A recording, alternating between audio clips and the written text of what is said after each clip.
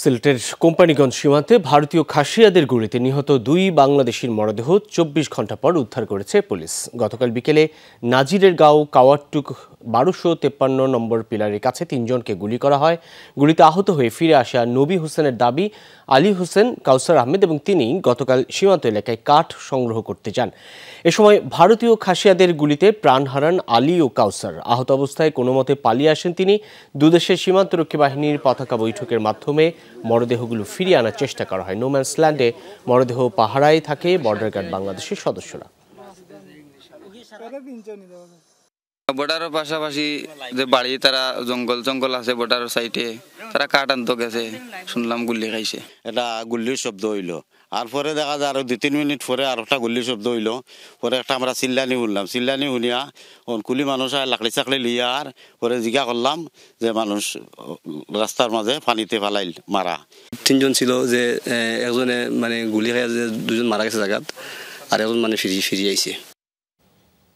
সহকর্মী মাহবুবুর রহমান রিপন যুক্ত হচ্ছেন, তার কাছ থেকে জানবো বিস্তারিত। রিপন, ঠিক কখন আসলে মরদেহ হস্তান্তর প্রক্রিয়াটি সম্পন্ন হলো?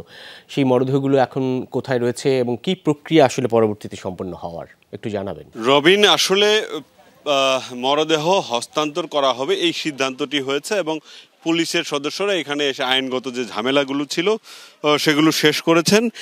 এখন মূলত তারা যে ক্রাইম সিন রয়েছে সেখানে পুলিশ সদস্যরা গিয়েছেন। ক্রাইম সিনটি এই যে খাল দেখতে পাচ্ছেন আপনি, এই খালের ঠিক বাঁ দিকে 100 গজ দূরেই সেখানে রয়েছে মরদেহ দুটি এবং সেগুলোই আনতে এখন পুলিশ সেখানে গেছে। এখন পর্যন্ত বাংলাদেশের অভ্যন্তরে সেই মরদেহ প্রবেশ করেনি।